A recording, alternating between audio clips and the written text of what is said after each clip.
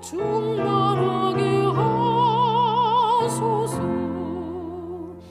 구속하신 주께서 허락하신 성령을 믿고 간구하오니 지금 내려주소서.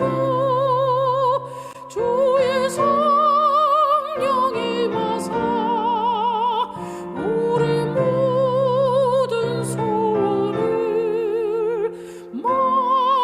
만족하게 하소서.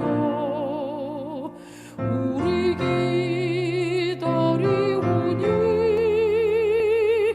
불러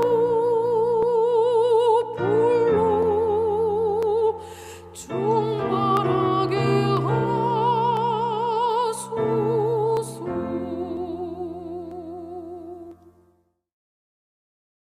하늘에 계신 아버지 하나님, 우리에게 새로운 한 해를 주셨으니 감사합니다. 지나온 해를 돌아보면 여전히 우리는 연약하여 주님께서 원하시는 뜻을 온전히 따르지 못했고 우리의 욕심을 따라 살았던 죄인입니다. 우리가 이 시간에 다시 한번 회개하는 마음으로 겸손하게 주님의 은총을 구하오니 우리를 불쌍히 여기시고 도와주시옵소서. 새해 우리의 계획과 결심들이 주님 보시기에 합당한 것들이 되게 하시고 성실하게 실행하여 하나님께 영광을 돌리게 하옵소서. 세상은 아직도 코로나 바이러스로 인하여 두려움 가운데 있습니다. 언제 우리가 전염병의 두려움에서 해방이 될 수 있을까요? 오 주님, 이럴 때일수록 우리가 하나님의 의와 하나님의 나라를 더욱 사모하게 하여 주시옵소서. 형제들을 더욱 사랑하고 이웃을 섬기며 겸손하게 주님과 동행하게 하옵소서. 오늘 우리에게 주실 하늘의 양식 만나의 복을 주셔서 말씀을 간절한 마음으로 받음으로 육신의 치유와 영적 각성과 심령의 부흥이 있도록 복을 내리소서. 예수님의 이름으로 간절히 기도합니다. 아멘.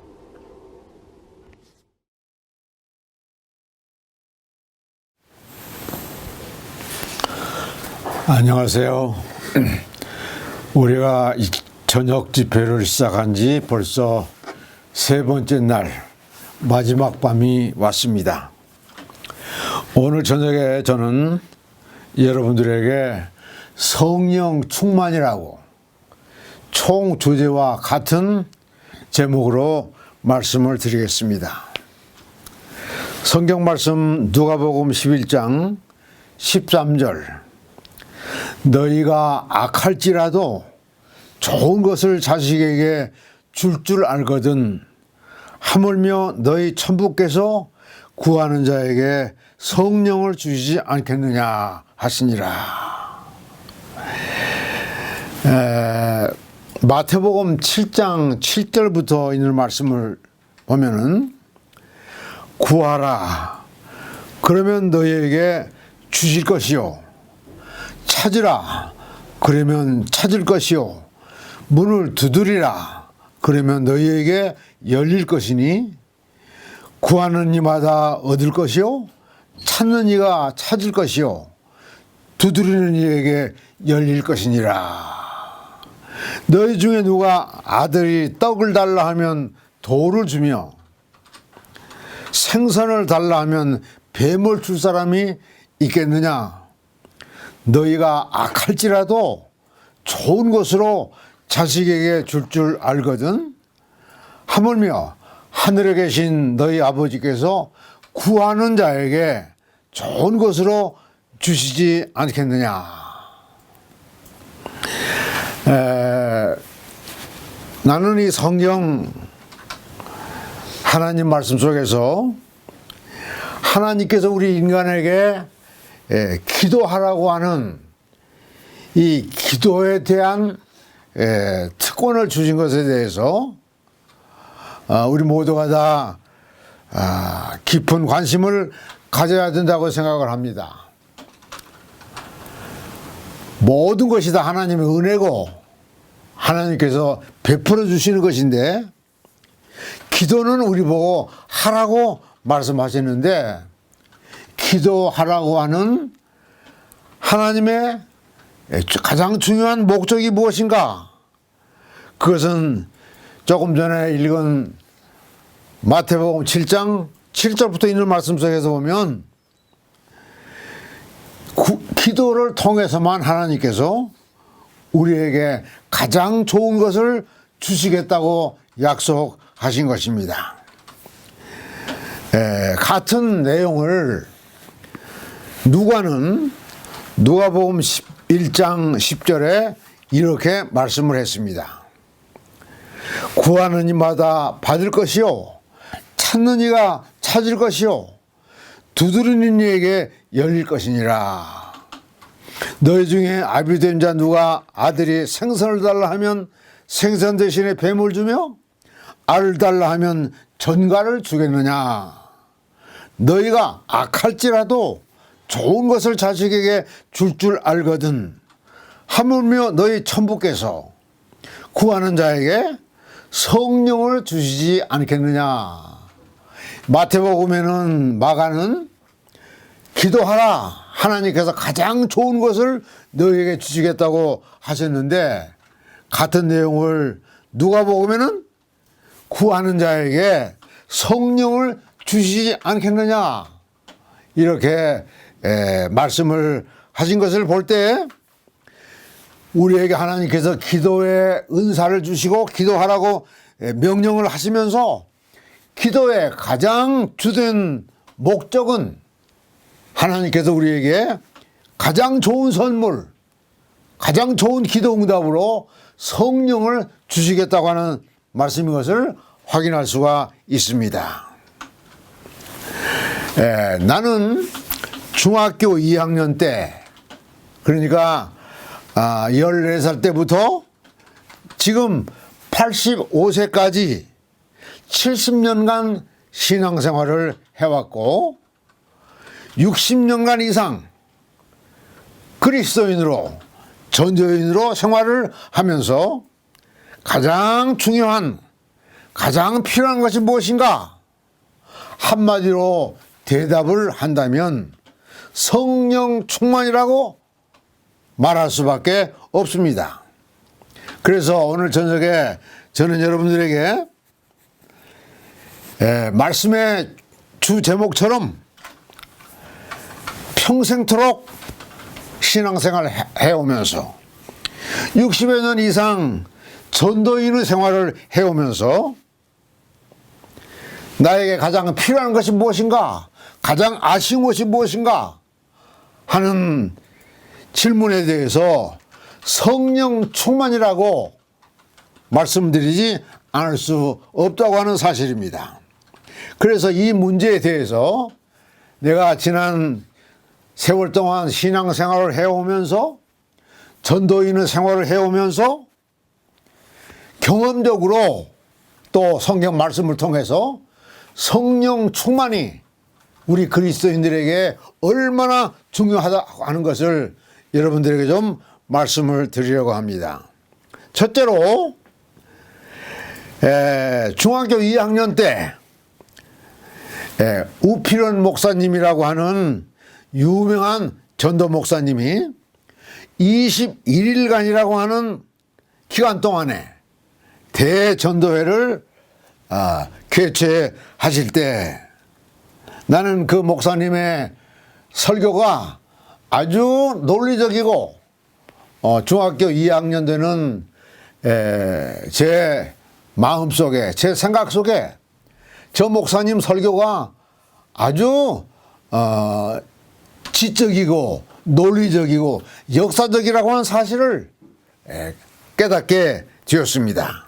그 중에 목사님 설교 중에 다니엘 2장에 관한 말씀의 설교, 느부갓네살 왕이 꿈을 꾸고 그 꿈을 해석하지 못할 때 아무도 그 당시에 유명한 점성술사나 혹은 박사들이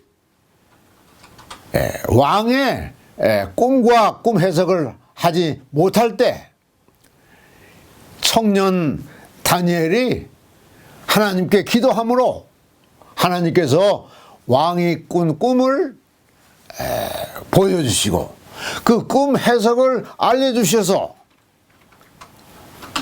하나님께 영광 돌리는 그 말씀을 주제로 설교하는 말씀을 들었을 때 이 세상 역사가 우연히 흥망성쇠의 연속으로 국가가 일어나기도 하고 망하기도 하고 그러는 줄 알았는데 이 다니엘 2장 성경 예언 설교 말씀을 들을 때 바로 이 세상 역사는 하나님이 설계하시고 하나님이 미리 예언을 주시고 그 예언대로 세상 역사가 진행되어 왔다고 하는 사실을 그때 저는 목사님 설교를 통해서 듣고 큰 감동을 받았습니다.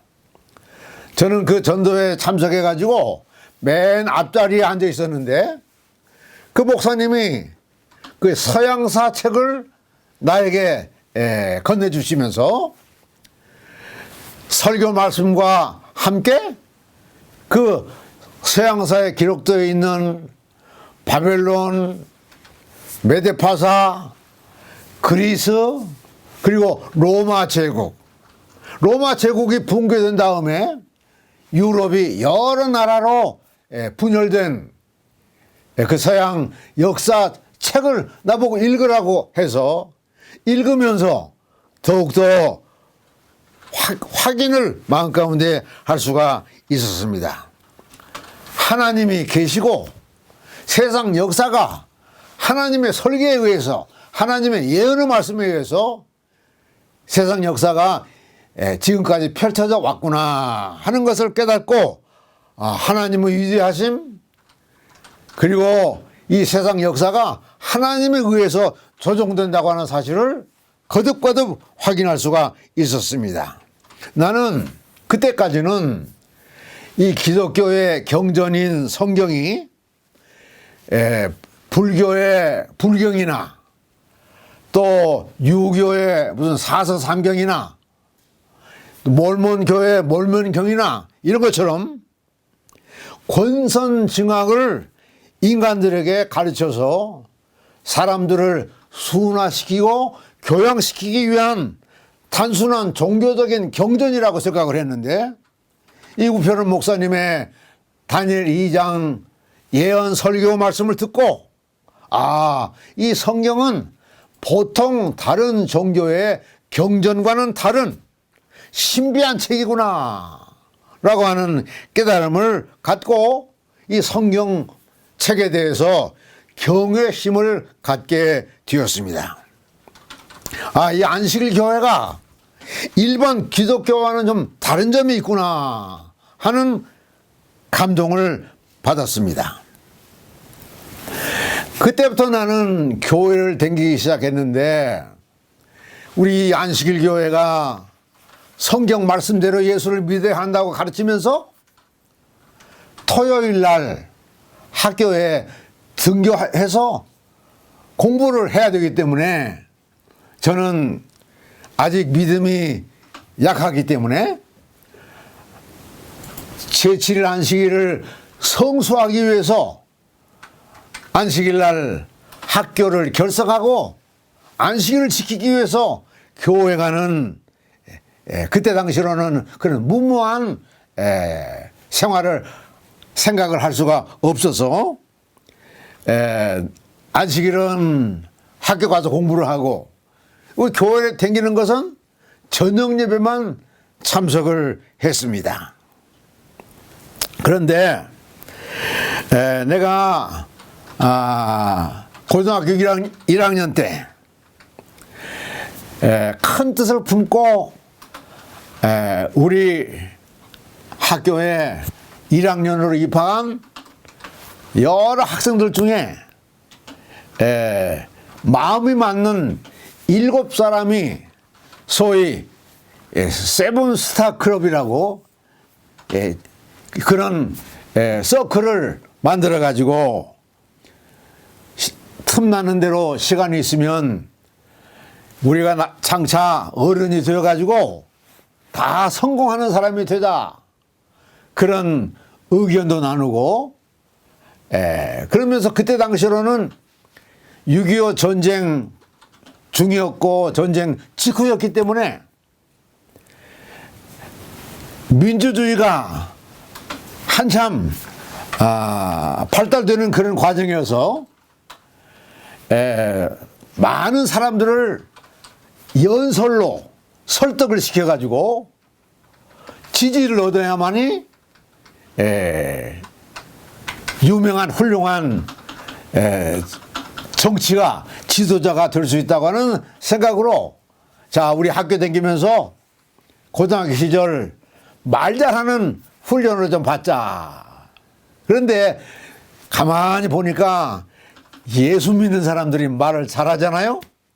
그래서 우리 그러면은 다 같이 교회 나가서 교회 생활하면은 말 잘하는 훌륭한 지도자가 될 수 있다고 하는 생각을 가지고 교회를 가기로 했는데, 어떤 교회를 갈까? 많은 사람들이 모이는 큰 교회는 벌써 학생회가 조직되어 있어 가지고 우리 같은 사람이 새로 들어가면은 끼어들 수가 없고, 우리 안식일 교회는 그때 당시 고등학교 학생이 저보다 1년 선배인 그 박아무개라고 하는 선배 한 명이 있었고, 그 다음에는 저뿐이었기 때문에 안식일 교회는 가봐야 소용없다고. 근데 마침 그때 성결교회가 우리 고향에 개척을 하기 위해서 저 읍사무소 근처에다가 공터에 천막을 치고 전도회를 시작하는 광고를 우리가 보았기 때문에, 야, 그럼 우리 그 교회에 몰려가서 그 교회에 적을 두고 생활하면 우리가 다 학생회를 우리끼리 만들어 가지고 훈련을 받을 수 있겠다. 이제 그런 생각을 하고 성결교회에 다니기 시작을 했어요. 조금 세월이 지나서 크리스마스가 때가 되었는데, 요새 말로 말하면 12월 24일 크리스마스 날 저녁에 한방눈이 펑펑 내리면은 화이트 크리스마스라고 그러지 않습니까? 그날도 그런 날이었어요. 제가 크리스마스 행사에 참석을 해가지고 그 교회를 지도하시는 젊은 전도사님의 설교를 들으면서 나도 모르게 마음속에 하나님이 이 세상을 이처럼 사랑하셔서 우리 인간을 구원하기 위해서 독생자 하나님이신 예수님을 사람이 되도록 말구육간에 탄생하게 하셨다고 하는 사실에 대해서 마음 가운데 깨달음을 갖고 아주 기분 좋게 크리스마스 행사를 마치고 집으로 돌아가는데 아주 한방눈이 펑펑 내립니다. 그러니까 마음속에 참 하나님이 우리 인간을 사랑하시는구나. 응? 오늘 크리스마스 예수님이 이 땅에 오신 좋은 날이나, 그런 생각을 하면서 집에 가다가 마음속에 무슨 생각이 나오는 거니? 그래, 내가 그러면 이제 진짜로 하나님을 이제 믿어야 되겠는데, 하나님을 믿으려면은 내가 중학교 2학년 때부터 댕기던 안식일 교회에서 배운 그 하나님 성경 말씀, 그래서 그 교회에서는 종교개혁으로 말미암아 로마 천주교회가 종교 암흑 시대 동안에 이 세상 풍속이나 세상 다른 종교를 받아들여 가지고 성경에 없는 예수님 탄생일도 제정을 하고, 또 성경에 없는 제7일 안식일을 주일 중 첫째 날 썬데이, 태양신을 섬기는 태양신 종교에서 교리를 가져와 가지고 이 기독교 성경 교리를 아주 암흑시대가 되도록 했는데, 루터의 종교개혁을 이후로부터 성경으로 돌아가자, 성경으로 돌아가자. 그래서 우리 안식일 교회는 완전히 성경으로 돌아가서 성경 말씀대로 예수를 믿는 종교라고 하는 것을 내가 침례 공부를 2번씩이나 하면서, 침례는 못 받았지만은 마음속에 지적인 그런 지식이기 때문에, 내가 예수를 진짜로 믿으려면은 안식일도 지키고, 안식일 교회 신실하게 믿어야 되겠구나 하는 그런 생각을 가지고 집에 돌아가서 내 공부방 책상에 앉아가지고, 지금 생각하니까 그때 내가 하나님 앞에 잠시 동안 안식일 그동안에 못 지키는 것 때문에 안식일 교회 밤에만 출석하는 이 예배에, 이 교회에 흥미를 잃고 성결교회에 출석하는 이런 방황을 했구나 생각을 하고, 하나님 아버지, 내가 중학교 2학년 때부터 배운 성경 말씀대로 이제는 하나님은 계시고 하나님이 세상 역사를 주관하시고, 이제 하나님께서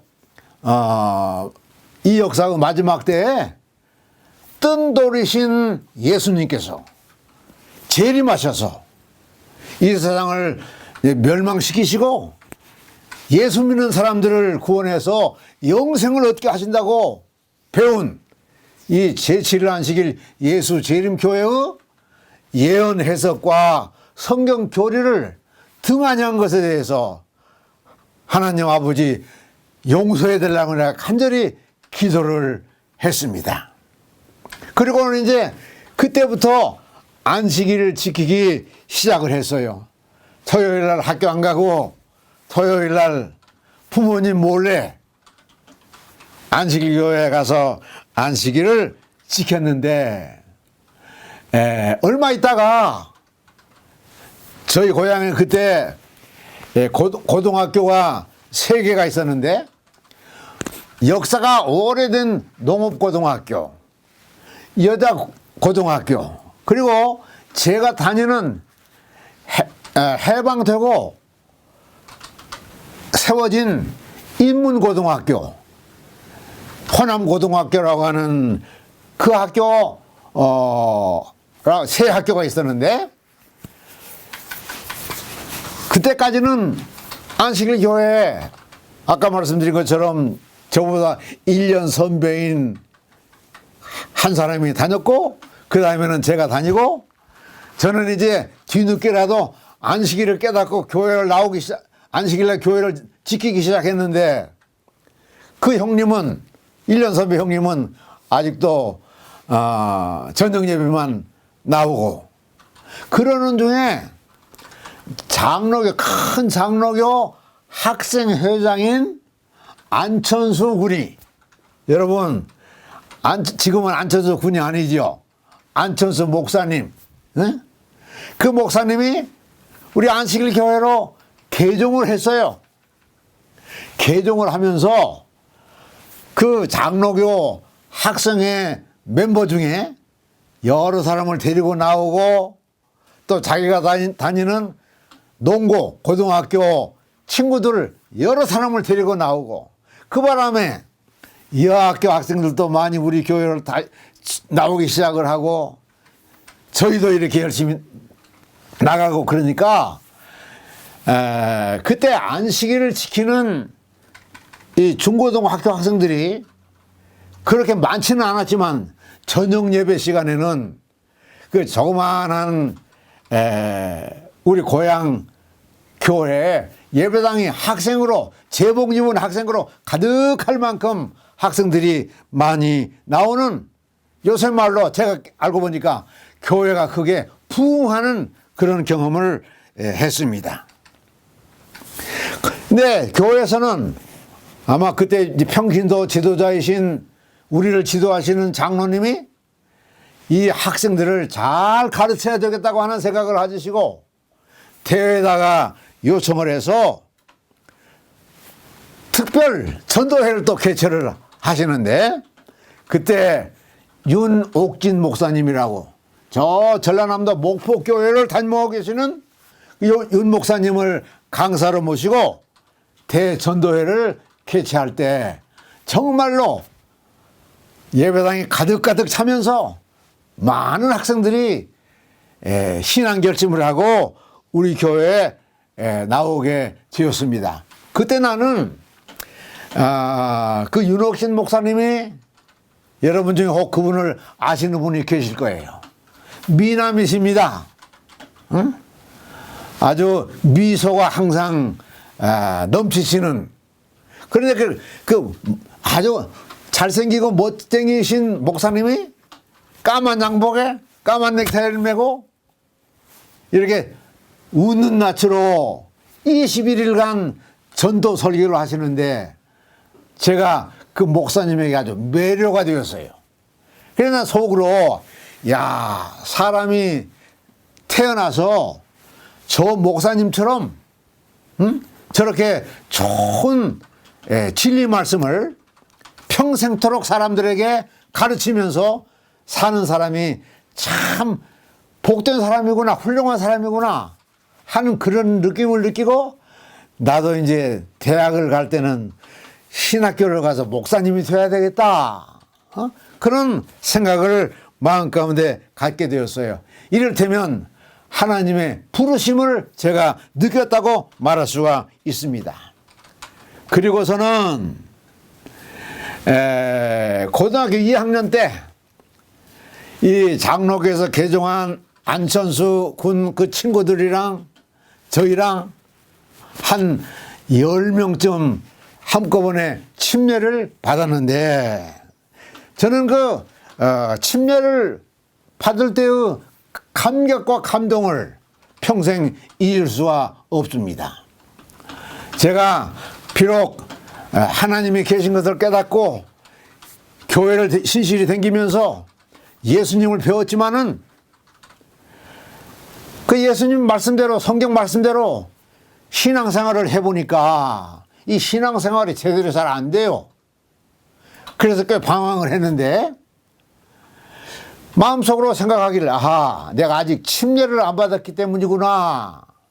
침례를 받으면 정말로 새 사람이 아주 잘 믿는 그리스도인이 되겠구나, 그런 생각을 하기 시작을 했고, 드디어 침례를 받는데, 정말 침례 받는 그 경험은 얼마나 황홀하고 감동적이고 감격적인지 지금도 생각하면 말로 다 할 수 없는 그런 감동을 되새기지 않을 수가 없었어요. 우리가 사는 시내에서 한 10리쯤 떨어진 저 시골에 강이 이렇게 맑게 흐르고 그 언덕에는 정자가, 아름다운 정자가 하나가 있었고, 우리가 가끔 거기 가서 쉬기도 하고 소풍도 가고 그러는 아름다운 곳인데, 그 밑에 강에서 침례를 받는데, 그때는 저희 교회는 침례 베푸는 목사님이 안 계시기 때문에 이리교회, 지금은 익산이라고 이름을 고쳐졌죠. 이리교회에 계시는 김국연 목사님이라고, 김상도 목사님의 아버님, 이북에서 월남하실 때 사모님을 못 데리고 오셔서 평생 혼자 사시다가 잠드신 이 김국연 목사님이라고 하는 분이 저희 교회 예식 담임 목사님으로, 그래서 우리 교회에서 무슨 침례식이 있거나 성만찬례식이 있으면은 그 목사님 오셔서 그 예식을 집행하고 계셨는데 그 목사님 침례를 베푸셨어요. 그 목사님을 아시는 분은 아시지만 아주 키도 크시고 미남이시고 그런 분이 떨리는 음성으로 우리 물속에서 우리에게 아버지와 아들과 성령의 이름으로 침례를 베푸노라 그러시면서 우리를 물속에 딱 잠궜다가 이렇게 세울 때 그리고 이제 저 언덕에 있는 우리 교인들이 축하 찬미를 계속해서 부르는 그 소리가 천사들은 노래처럼 감동적이었습니다. 그래서 침례를 받고 나니까 그때가 5월달이기 때문에 아직 물이 쌀쌀합니다. 그 쌀쌀한 물속에 들어갔다 나오니까 얼마나 기분이 상쾌해요. 거기다가 아름다운 천사의 합창 같은 교인들의 찬미 소리, 목사님의 그 경건한 음성과 경건한 침례선은 감동이 아주 가슴에 복받치도록 느껴져서 저는 그때 침례를 받고 한 16길을 걸어서 집에 오는데 그 보리밭길 사이를 걸어오면서 평범하게 걸어올 수가 없어서 송아지처럼 껑충껑충 뛰다가 조금 걸어오다가 얼마나 기쁘고 가슴에 환희가 넘쳤는지 지금 생각하면 그랬습니다. 그래서 나는 이제 새 사람 되었다. 나는 이제 예수님 잘 믿을 수 있다. 그런 생각을 가지고 왔는데, 그 감격도 며칠 가지 못했어요. 나보다 한 살 아래인 내 남동생이 학교로는 2년 후배인데, 나랑 같이 교회 다니고 나는 침례를 받았는데 그 친구는 침례를 안 받았어요. 근데 침례를 받고 그 다음 날인가 동생과 무슨 다툼이 있어가지고 내가 동생 머리를 한번 이렇게 주워박았죠. 그랬더니 그 동생이 하는 소리가 침례 받은 사람이 사람 치네. 응? 그런 말을 할 때 아하, 나는 침례 받으면 정말로 딴 사람이 될 줄 알았는데 이 딴 사람이 못 됐구나. 내가 받은 침례는 가짜로 받았구나. 그런 좀 실망스러운 내 자신을 느끼면서 한동안 또 신앙적으로 방황을 했댔습니다. 그런데 드디어 고3이 되었을 때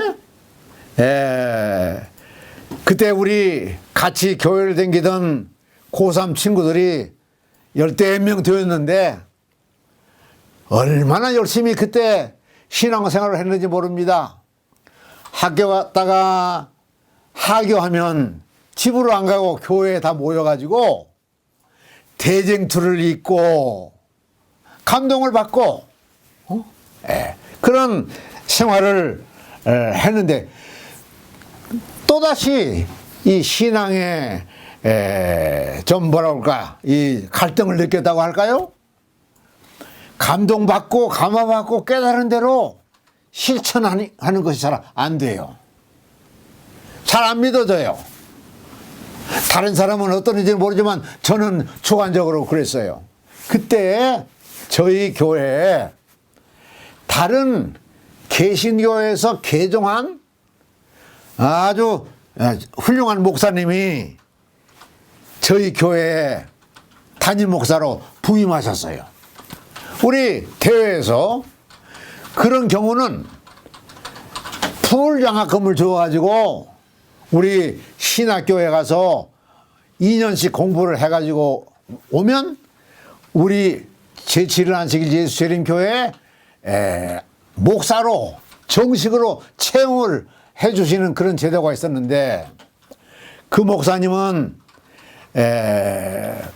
신학교에 우리 신학 공부를 하러 가기 전에 우리 안식일 교회의 분위기에 좀 익숙한 경험을 하도록 하기 위해서 노련한 장로님이 계시는 저희 고향교회에 파송을 하신 것이에요. 그런데 제가 지금 돌이켜보니까 아무리 노련한 장로님이라도 신학을 전문으로 공부를 하고 날마다 새벽 기도하며 설교에 전념하시는 목사님보다는 설교가 조금 덜 감동적이라고 할까? 그런데 새로 오신 목사님은 아주 열정적이고 설교를 그 1시간 동안에 그 목사님 설교를 들으면은 정신이 홀딱 빠질 만큼 그렇게 설교를 하시더라고요. 저는 그래서 그 목사님을 아주 존경하는 마음으로 따랐는데 제가 그 목사님과 상담을 했죠. 근데 왜 나는 이렇게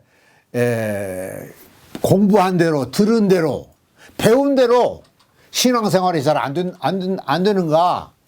그랬더니 그 목사님이 하시는 말씀이 성령 충만함을 받아야 된다.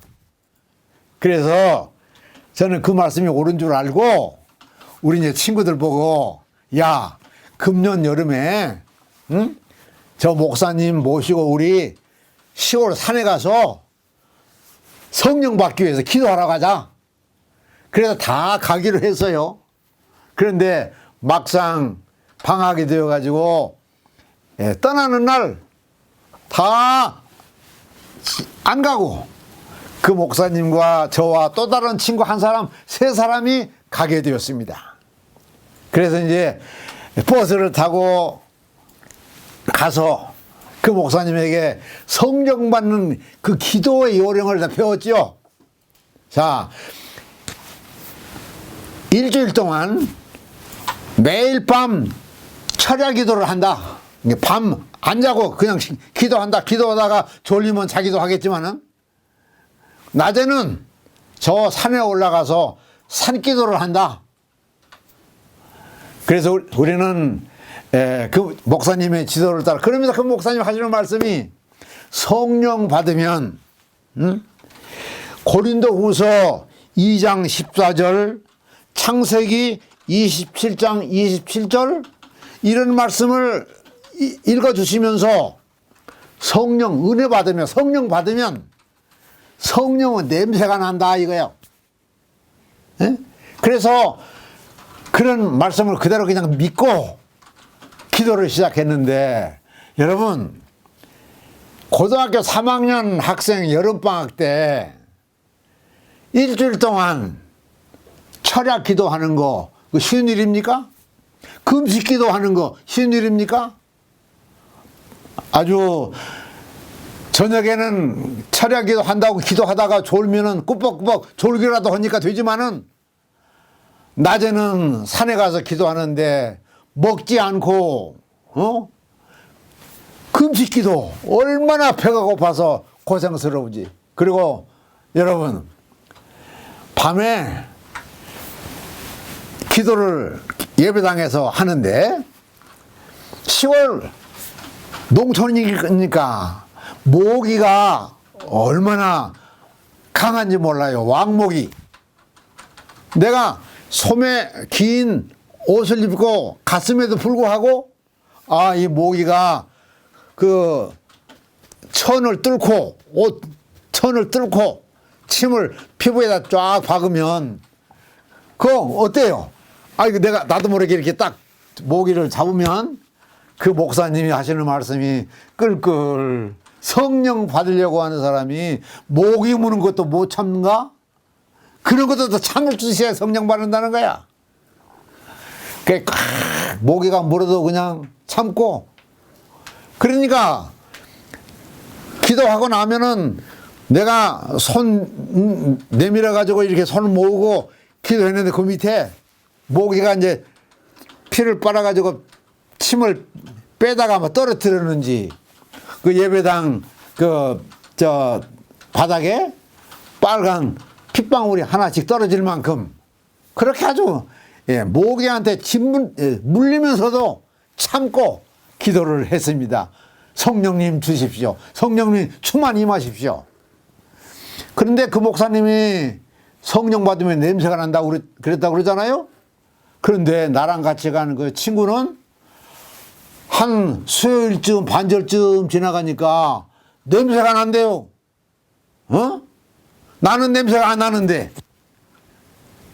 그러니까 그 목사님이 같이 간 그 친구를 이렇게 어깨를 두들기면서 아주 사랑스러운 표정을 하시더라고요.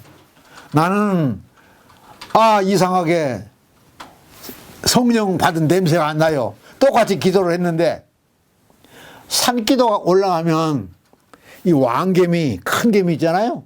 왕개미가 이렇게 사람 몸에 올라오죠. 군실군실하죠. 그러면은 그거 어떻게 가만히 있어서 이 털어내려고 그러면은 아이고 저러니까 성령 못 받지. 응? 그래서 왕개미가 올라와서 깨물어도 탁 참으면서 했는데 드디어 이제 기진맥진 해가지고 마지막 날 전날 낮에 오늘은 이제 저 예배당에서 기도하자. 그리고 예배당에서 세 사람이 앉아서 기도를 하는데 한참 기도를 하는데 정말로 기진맥진했어요. 나도 모르게 그냥 맥이 빠져가지고 비몽사몽간. 그런데 저 앞에서 기도하시던 그 목사님이 갑자기 따따따따따따따따따따 소위 방언을 하시는 겁니다. 내가 깜짝 놀랐어요. 소름이 쫙 끼쳤어요. 저는 우리 본교회 우리를 그동안에 지도해 주시던 장로님한테 성령님이 임하시면 그렇게 방언하는 것이 성령 받은 증거가 아니라고 하는 것을 배웠거든요. 그래서 제 마음속에 이거 잘못되어도 한참 잘못되어 가고 있구나 생각을 하고 드디어 일주일 마치고 버스를 타고 이제 집으로 다시 돌아왔습니다. 성령 충만함 받기 위해서. 그런데 여러분 성령 충만은 방언 기도가 터져야만이 성령 받은 증거가 아닙니다. 또 성령 받으면 우리 이 코에 성령의 냄새가 맡아지는, 또 어떤 사람은 성령 받기 위해서 기도하니까 이 등짝에 전기가 와서 딱 합선되는 것처럼 따끔하면서 온몸이 뜨거워진 그런 경험을 했다고, 성령 받았다고 그런 간증을 하는 사람도 있죠. 그런데 그런 물리적인 체험이나 감각적인 경험이 아니고 성경을 깊이 연구하면, 성령을 받으면, 성령 충만하면, 첫째로 요한복음 14장 16절과 18절에 있는 말씀 보면 예수님의 임재를 느낍니다. 경건을 경험하는 거예요. 여러분, 경건이라고 하는 게 뭡니까? 무슨 웃지도 않고 엄숙하게 길도 조심스럽게 걸어가는 그게 경건이라고 생각하면 안 돼요. 경건은 우리가 하나님 앞에 내가 서 있다, 하나님이 나를 주목하고 계신다, 그런 것을 느끼는 게 참된 경건인 것이에요. 성령이 임하시면 하나님의 임재를 느끼고 그런 경건을 느끼는 것입니다. 요한복음 14장 26절에는 성령이 임하시면 예수님의 말씀이 마음 가운데 생각난다고. 그래서 우리가